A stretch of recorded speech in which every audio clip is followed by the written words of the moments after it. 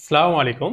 সুপ্রিয় শিক্ষার্থী বন্ধুরা, আজকে আমরা একাদশ দ্বাদশ শ্রেণীর তৃতীয় অধ্যায়ের ডিজিটাল ডিভাইস নিয়ে আলোচনা করব।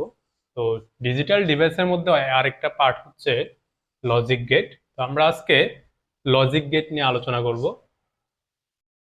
তো প্রথমে আমরা জেনে নেই লজিক গেট কি। লজিক গেট হচ্ছে, লজিক মানে হচ্ছে যুক্তি, আর গেট মানে হচ্ছে বর্তনী।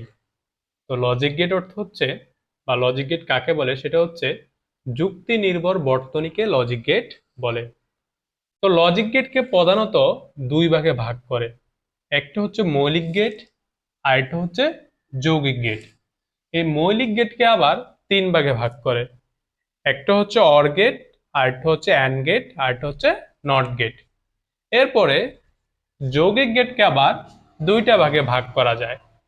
একটা হচ্ছে সার্বজনীন গেট, যেটাকে বলা হচ্ছে ইউনিভার্সাল গেট, আর একটা হচ্ছে বিশেষ গেট বা এক্সক্লুসিভ গেট। তো সার্বজনীন গেটকে আবার হচ্ছে দুইটা ভাগে ভাগ করা যায়। একটা হচ্ছে ন্যান্ড গেট, আর একটা হচ্ছে নর গেট। আর বিশেষ গেটকে হচ্ছে দুইভাবে ভাগ করা যায়। একটা হচ্ছে এক্স অর গেট, আর একটা হচ্ছে এক্স নর গেট। এখানে এক্স মানে হচ্ছে exclusive, exclusive or gate, exclusive nor gate.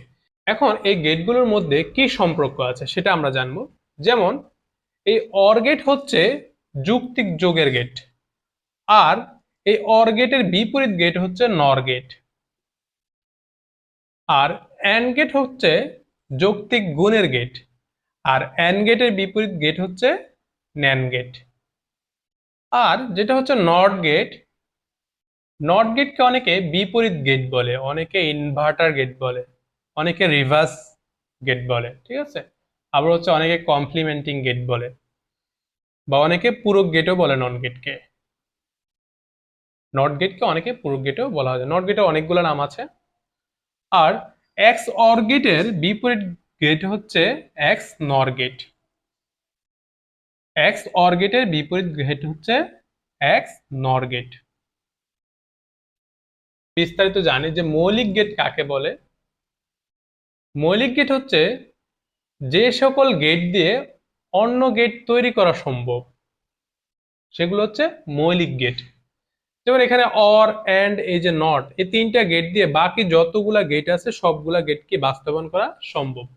এজন্য অর আর এন্ড নট গেটকে মৌলিক গেট বলা হয়।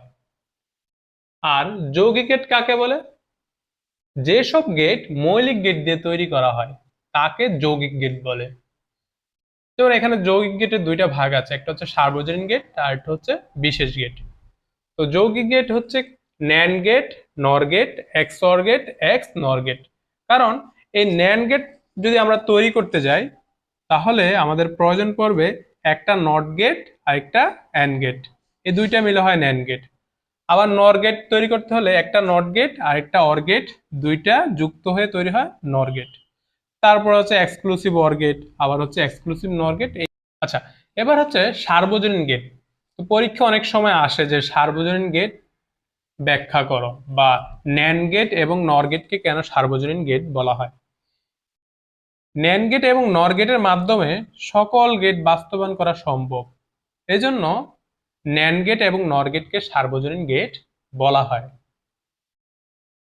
আর বিশেষ গেট, এক্সঅর এবং এক্স নর গেটকে বলা হয় বিশেষ গেট। কেন বলা হয়? এই এক্সঅর এবং এক্স নর গেট,